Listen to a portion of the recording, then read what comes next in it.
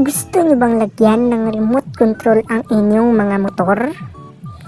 Maliban sa nakadagdag pogi, ay dagdag proteksyon na din ito upang hindi manakaw ang inyong mga motor. Kaya kung gusto mo, halina't manood at tapusin ang aking video tutorial na ito. Pero kung di ka pa nakapalo, ay pindutin mo na ang follow button. Okay, magsimula na tayo. First, tanggalin ang upuan ng iyong motor. At tanggalin ang basahan kung may nilagay kang basahan sa iyong motor. Pangalawa, kumuha ng sakit na alin at ipasok ito sa iyong tornilyo. Pagkatapos mapasok ay paikot-ikutin lang hanggang sa matanggal ang unang tornilyo ng inyong motor. Kapag ito ay natanggal na, ay ilagay sa baba at tusukin naman ang kabilang tornilyo ng inyong motor.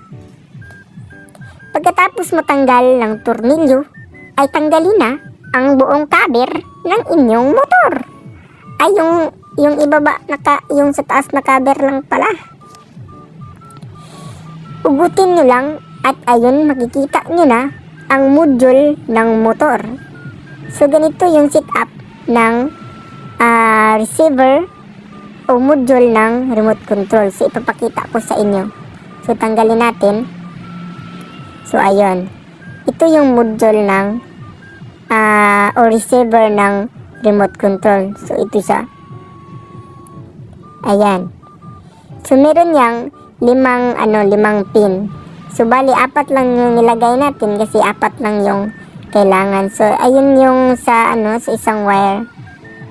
Okay. So ito yan, meron yang 5 yung V negative, yung V plus, yung normally open, common, at saka yung normally closed.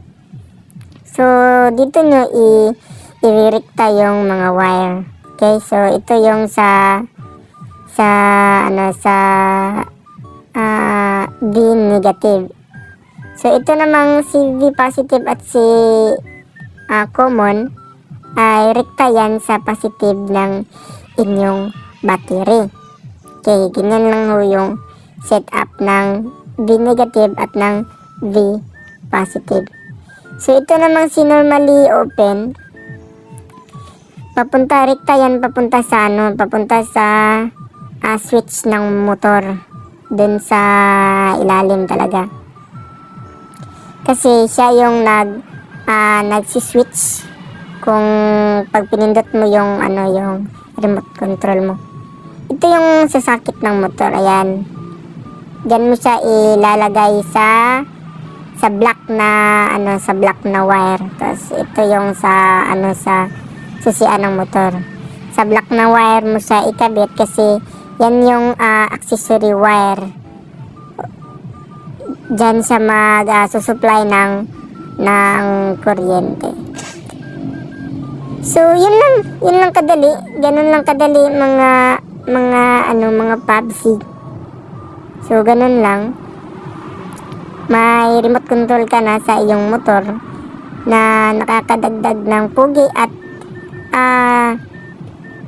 iwas nakaw na din kasi hindi siya ma-open talaga kapag susi lang. Kailangan talaga ng remote control para ma-open siya o umandar yung motor. So ito naman yung sa starter niya, pero nasira yung starter niya kaya di ko nilagay yan. Sunog yung normally yung common kasi nagkamali ako ng lagay sa wire. Pag pindot ko ng ng open, ayun, nasunog siya. So sa mga nagtatanong kung paano siya i-connect, meron niyang 3 option. So first option is kapag pinindot mo siya ng isang beses, kapag pinindot mo yung A, idiniin mo, mag-on siya. Pero kapag binitawan mo naman ay mamamatay din siya. Tapos sa dalawa, pag pinindot mo ng dalawa yung module, ganito yan, ganito. Kapag pinindot mo yung A, steady lang siyang open. Kapag pinindot mo ulit, mamamatay siya.